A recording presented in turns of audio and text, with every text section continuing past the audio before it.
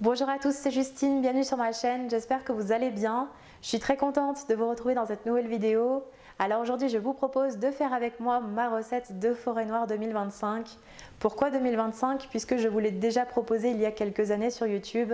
Mais ma vidéo commençait à dater un petit peu, surtout je ne la fais plus comme ça aujourd'hui. Ma recette a beaucoup évolué et j'avais absolument envie de vous retourner cette vidéo puisque la forêt noire c'est un dessert que j'aime beaucoup. Alors bien sûr on va garder les bases d'une forêt noire, à savoir la génoise au cacao imbibée d'un sirop.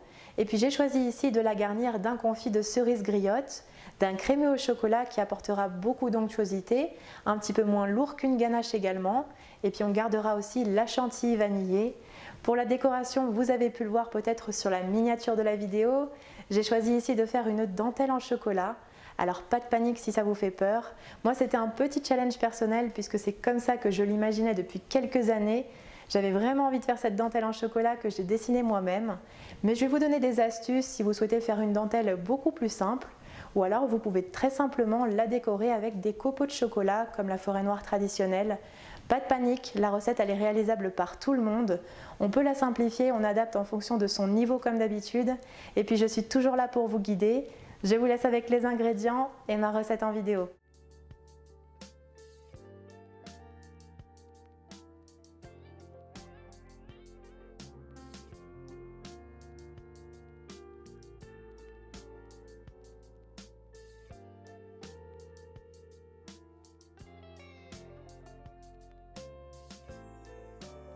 Tout d'abord, on ajoute la pectine au sucre.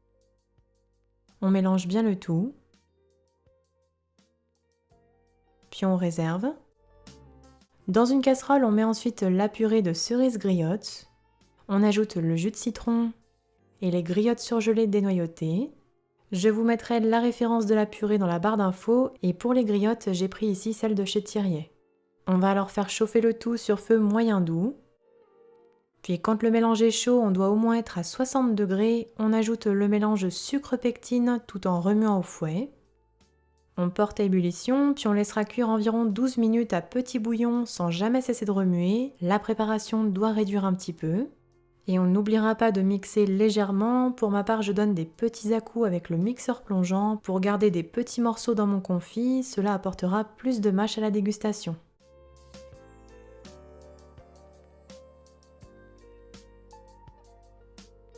On retire enfin la casserole du feu, puis on réserve le confit dans un saladier.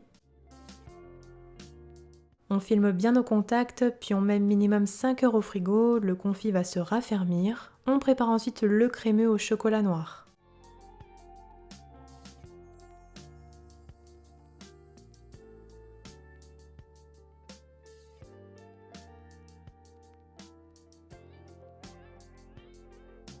Dans un saladier, on mêle le chocolat noir pâtissier que l'on fait fondre au bain-marie ou au micro-ondes par tranche de 30 secondes. Alors ici j'ai pris le Guanara de Valrhona, il est en promo ce mois-ci et vous pouvez cumuler mon code promo Justin Cooking de moins 20% sur la boutique valrhona-collection.com. Puis dans une casserole on verse le lait et la crème liquide. On porte à ébullition.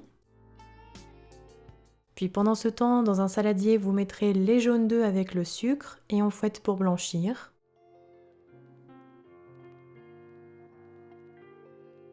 Puis quand le lait et la crème bout, on retire la casserole du feu et on verse petit à petit le mélange chaud sur les jaunes d'œufs avec le sucre tout en mélangeant au fouet.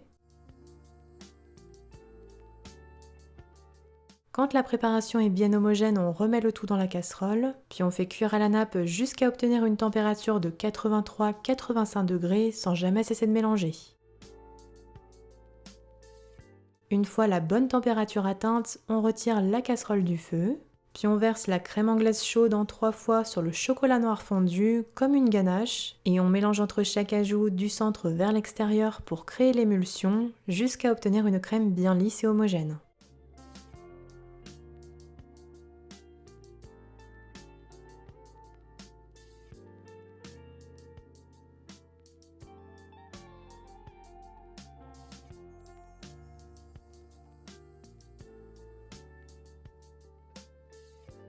Et on passe au mixeur plongeant, c'est hyper important pour un crémeux bien lisse, onctueux, soyeux.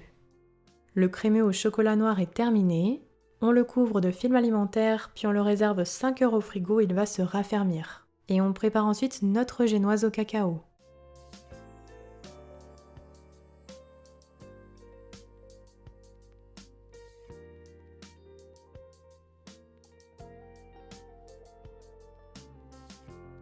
Dans le bol du robot, on mêle les 6 œufs avec le sucre.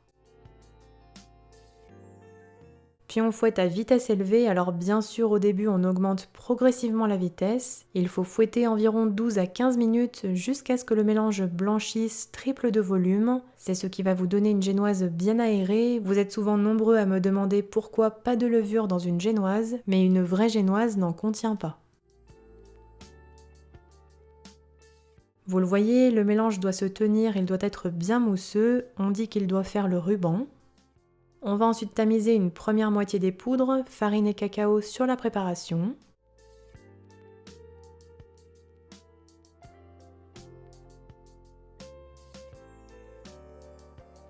Et on commence à mélanger très délicatement avec une maryse en soulevant pour intégrer les poudres.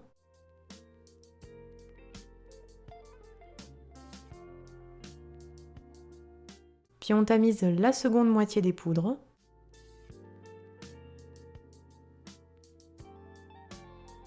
À nouveau, on mélange doucement avec la maryse. C'est aussi sur cette étape que se joue la réussite de votre génoise. Il ne faut pas faire retomber la préparation qui doit rester bien mousseuse, légère.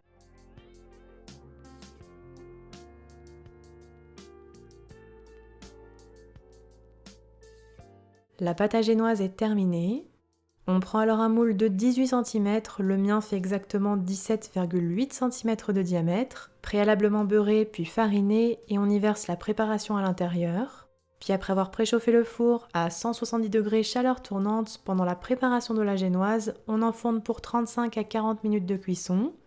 Alors on vérifie la cuisson avec un pic en bois ou bien la lame de votre couteau qui doit ressortir humide mais propre.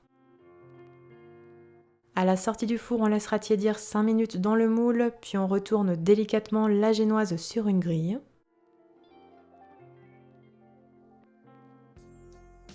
Et on retourne à nouveau. On laisse alors complètement refroidir à température ambiante, puis on prépare le sirop pour imbiber la génoise.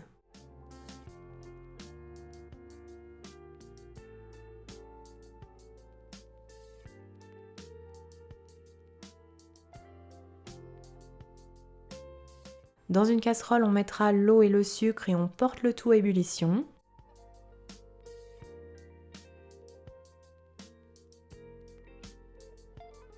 Puis on retire la casserole du feu. Hors du feu, on ajoutera le sirop des grillotines ainsi que le kirsch. Et on mélange bien le tout pour avoir un sirop homogène. On réserve le sirop et on passe enfin à la préparation de la chantilly mascarpone vanille.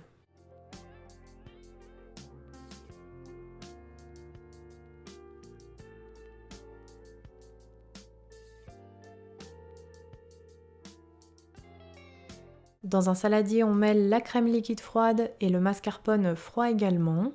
Puis on ajoute le sucre glace et les graines de la gousse de vanille préalablement grattées.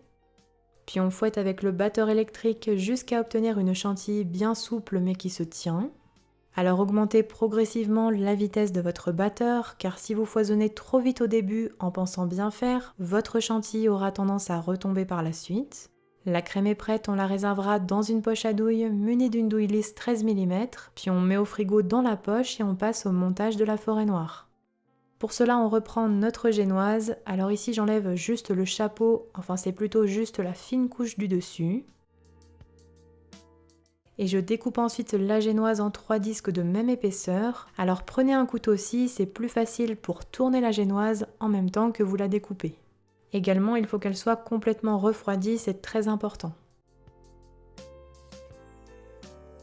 Voici ce que l'on doit obtenir. Puis on reprend le crémeux au chocolat noir que l'on retravaille pour mettre dans une poche. Regardez la texture. On retravaille aussi notre confit de cerise griotte que l'on mettra également dans une poche. Puis place au montage, alors pour cela on prend le premier disque de génoise sur lequel on a enlevé le chapeau et on l'imbibe avec le sirop. Puis on retourne et on imbibe l'autre côté. Alors il faut être assez généreux sur l'imbibage, à savoir que j'ai utilisé ici tout le sirop sur mes 3 disques de génoise. Puis on garnit au centre d'un premier cordon de crémeux au chocolat noir. Et on fait ensuite un second cordon de crémeux en laissant à peu près 2 cm d'espace avec le premier. Puis on garnit les espaces entre les cordons de crémeux avec le confit de cerise griotte. Et sur tout le pourtour, on garnit enfin avec de la chantilly mascarpone vanille. On dispose ensuite les griotines en les répartissant bien sur toute la surface, dans le crémeux, le confit et aussi la chantilly. Et ne faites pas comme moi, je les avais oubliées, j'ai dû renlever mon second disque de génoise. Alors si vous n'avez pas oublié les griotines, on met notre second disque de génoise préalablement imbibé des 2 côtés avec le sirop et on réalise un nouvel étage exactement identique au premier.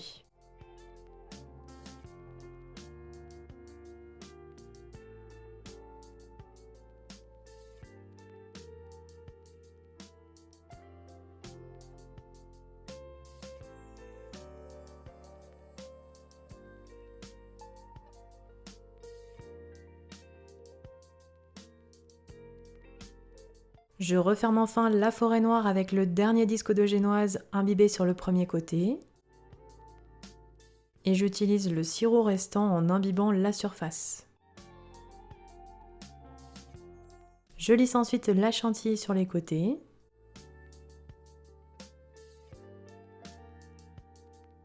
Et je dépose à nouveau de la crème chantilly sur les bords mais aussi sur le dessus de la forêt noire afin de la recouvrir entièrement.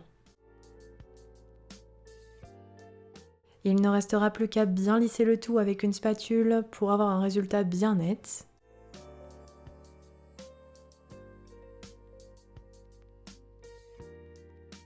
Puis on mène notre forêt noire minimum 1h30 au frigo et on termine par la décoration.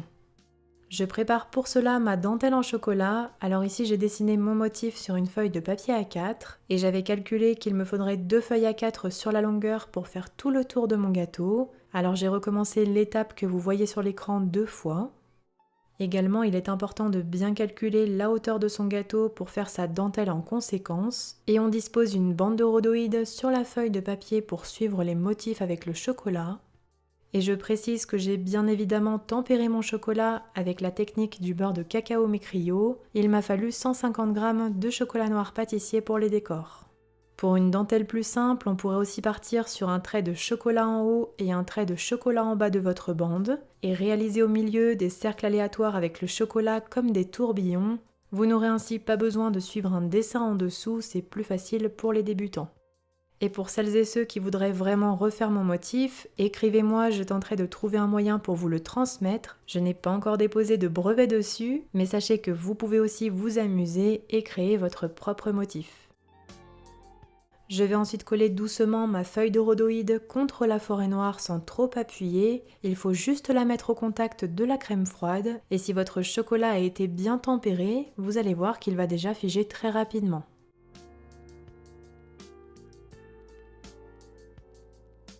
Et je réserve environ 30 minutes au frigo pour bien laisser figer. Cela va me laisser le temps de faire d'autres petits décors en chocolat. J'ai ensuite réalisé des petites plumes en chocolat. Vous le voyez, pour cela on façonne les plumes avec la pointe d'un couteau.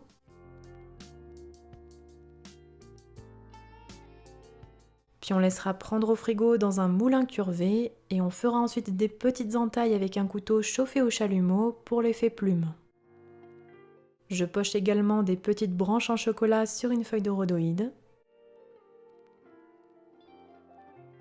Idem, on laissera figer au frigo, puis on passe aux finitions de la forêt noire. Quand le chocolat a bien pris autour de la forêt noire, je retire très délicatement le papier rhodoïde. C'est à ce moment-là que j'étais la plus fière dans la réalisation, regardez cette dentelle en chocolat. Je poche enfin des boules de chantilly à la surface de la forêt noire. Puis des petites pointes de crémeux chocolat restant.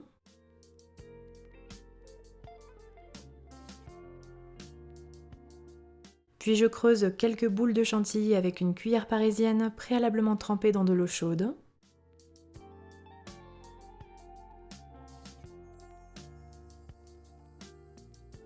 Et je garnis les petits creux avec le confit cerise griotte.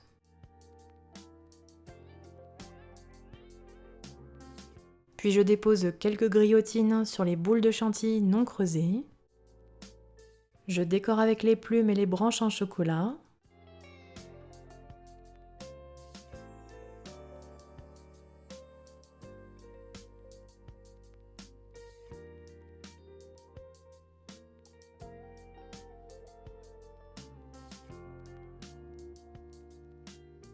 Et enfin, je parsème un petit peu de poudre de vanille sur la chantilly. La forêt noire est terminée, vous pourrez la dévorer, même si avouons-le, ça fait un petit peu mal au cœur de couper la dentelle en chocolat. Un petit conseil également, préparez-la la veille, c'est encore meilleur, car les arômes auront le temps de se développer. Et voilà, la recette est terminée, bonne dégustation!